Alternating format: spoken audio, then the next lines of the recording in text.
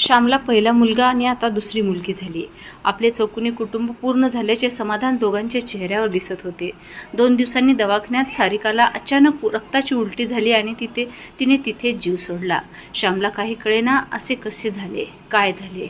पण मुलांकडे बघत श्यामने आपले अश्रू पुसले आणि स्वतःला सावरला.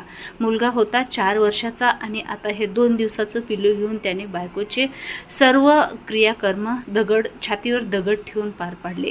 नातेवाईकांनी मुलाच्या दुसऱ्या लग्नाचा सल्ला दिला, पण त्याचे मन तयार झाले नाही. अशातही त्यांची मेहुणी मुलीला न्यायला तयार झाली. तिला एकच मुलगा होता. तिच्या नवऱ्याने सुद्धा श्यामला आश्वासन दिले की तो ह्या मुलीला हवे तेव्हा त्यांच्याकडे घेऊन येईल आणि शेवटपर्यंत श्यामचेच नाव राहील. मुलीची हेळसांड होऊ नये म्हणून श्यामने सुद्धा होकार दिला. 2 दिवसाचा गोळा त्यांच्या ताब्यात दिला. मेहुणी त्याच्या घरापासून जवळच राहायला होती, त्यामुळे श्याम कधीही जाऊ शकत होता. श्यामची नोकरी चांगली होती, स्वतःचे घर होते, बऱ्यापैकी बचत केलेली होती.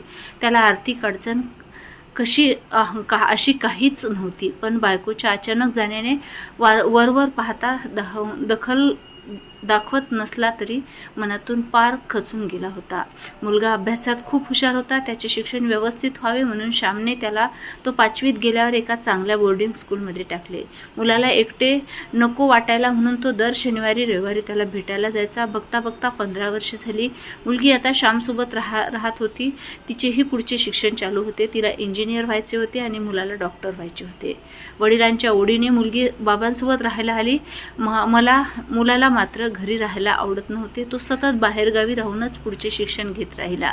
त्याच्यातली हुशारी त्याला आता परदेशाचे स्वप्न दाखवू लागली. श्यामला कौतुक होते, पण मुलाने इथेच राहून डॉक्टरी करावी असे त्याला वाटत होते. नाना प्रकारे समजूनही मुलगा काही ऐकायला तयार नव्हता. शेवटी मुलाच्या हट्टाने एक बाप हतबल झाला. बापाचे स्वप्न अपूर्ण ठेवून मुलगा मात्र स्वतःचे स्वप्न पूर्ण करायला परदेशात निघून गेला. त्या दिवशी मात्र श्यामला आपले दुःख लपवणे शक्य झाले नाही. बायको गेल्यावर आपले अश्रू लपवणारा बाप आज मात्र मुलाच्या परदेशात जाण्याने खूप रडला.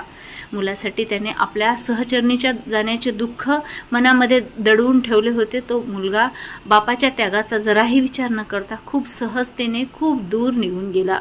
श्यामला त्याची मुलगी आईच्या मायेने समजत होती की ती कायम त्याच्याजवळ राहील, त्याला कधीच सोडून कुठे जाणार नाही. श्याम मात्र एका डोळ्यामध्ये मुलाच्या जाण्याचे दुःख तर दुसऱ्या डोळ्यामध्ये मुलीच्या रूपाने मायेचा आधार देणारं कुणीतरी आहे असं याचे वाटणारे सुख, अशा दोन्ही भावनेने मूक होऊन फक्त अश्रू ढाळत होता. कथा कशी वाटली कमेंटमध्ये नक्की सांगा. कथा पूर्ण ऐकल्याबद्दल धन्यवाद. Thank you so much.